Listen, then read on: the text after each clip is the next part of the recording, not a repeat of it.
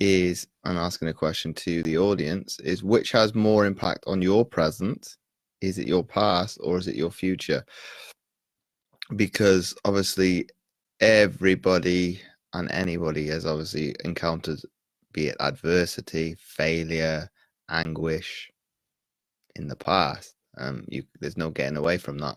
And I think obviously when we look to the future, we struggle because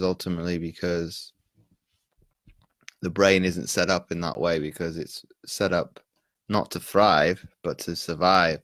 So it's always going to go back to things that you've done in the past, be it failure, adversity, and re-loop it round to make, well, this is the scenario that you've faced in the past. We'll look at the downside of it to make it a little bit easier to understand. And then that becomes your reality, because your brain is hardwired to, like I said, look at surviving. So it will look at, well, how did I deal with this adverse situation? I failed. So that was what's going to happen again. So you look to get into a sense of, be it procrastination, ultimately resentment, quitting, because you're kind of in that vicious circle. But ultimately, how do you break that cycle? You need to reinvent your identity, or be it from, if we look at it from a nutritional fitness perspective, your identity, what you can that you have an ideal sense of wanting to be. So I would ask the question to people that come to speak to me, where do you want to see yourself in 3 to 6 months? Obviously, everybody has an ideal sense of where they'd like to be. Okay, some may be unrealistic, some may be a little bit more realistic, but you have a vision of yourself, or how you want to appear to yourself, and obviously to ultimately everybody on the outside as well, because that's how we are as human beings. We're always seeking, be it love, appreciation, etc. I know I went against that yesterday on the live, in terms of the people that you really need to kind of get a sense of approval from is obviously your friends and family, the closest to you. But ultimately, you want to, in this day and age, want to have a greater impact on a greater sense, in terms of trying to appease to people, be it on, I'll just use the platform of Instagram because it's the easiest one to be able to associate with from an appearance perspective. But how do you actually do it? Obviously, it comes down to an identity. It's something that I had to rediscover, be it, and I'm not ashamed to talk about this, when I had I probably still do suffer with anxiety on more occasions than others with that. But I had to relearn and hardwire things that I took for granted as to what was my identity, because I think most people would associate me to being quite athletic. You can see the pictures behind me, still doing sport to this day, 20 odd years from when I started. That's an identity that I would associate with, other people would associate with me. So health and fitness, in terms of being kind of hardwired into me, it's a part and parcel of me. Okay, I went away from that because of the profession I went into within education, which in hindsight, I had a little bit more awareness of what I was doing. I would have done some of the contrary. I had poor nutrition, poor sleeping habits, wasn't exercising much. And you'd be horrified to hear me say that, obviously, with me going back into the fitness industry. But I'm not ashamed to say I've been there. I've made similar mistakes to everybody that's watching this and will watch in the future. But to identify with where you want to be, you may have never exercised in your entire life.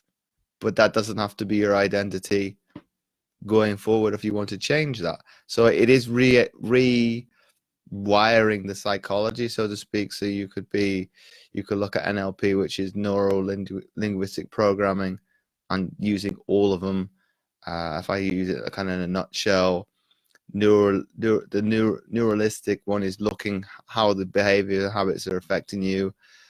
The language is obviously how you're talking to yourself or taking on board thoughts and beliefs of other people, and ultimately programming is looking to change all that, and obviously look to counteract some of those beliefs that are deep ingrained into your subconscious, because ultimately consciously would you want to talk down to yourself or have other people talk down to yourself? Probably not.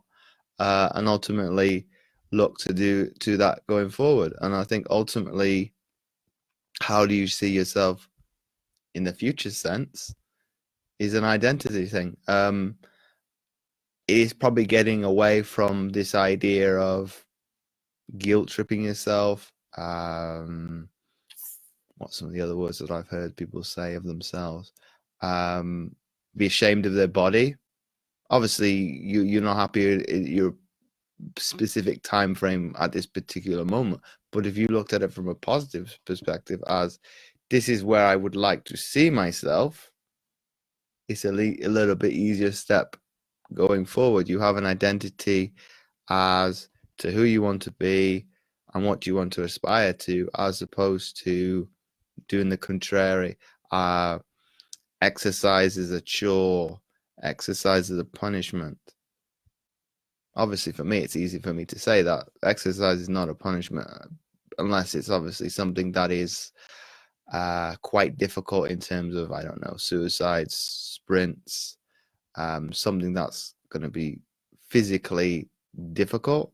Yes, that is a form of punishment, but be it, if you see exercise, it doesn't even have to be the gym, just going out for a walk as a chore, you're kind of missing out. I talked about it on local radio this week alone, and obviously subsequently last week as well, because it was on a Sunday.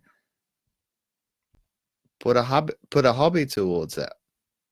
What do you enjoy doing, and make exercise doing it that way, and go that way forward. And that's a little, I know it's simple, but exercise doesn't have to be complicated. Nutrition doesn't have to be complicated. None of it is rocket science.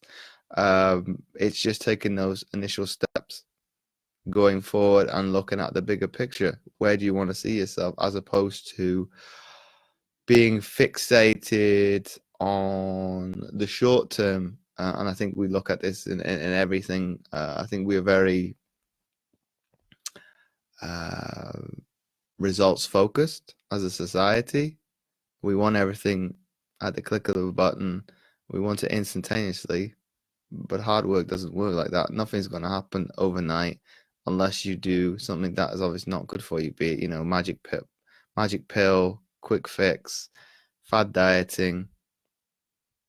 I'm not saying it's not going to work for some, but for the majority, that's not going to work. You need to have it investiture into long-term projects. Obviously, I think I did use the word diet this morning in a post, but that's a rare occasion. It's a lifestyle that you obviously ultimately want to change. And I think if you can look at the bigger picture in terms of where you want to, you're going in the right direction. So obviously, I'd love to hear your guys' comments in terms of what do you think is more impactful on your exact present and actually being in the moment. As of right now, I could go into a different tangent altogether as to what constitutes actually being in the present. But I'd love to hear your thoughts on what you think is more impactful on your here and now at this particular moment.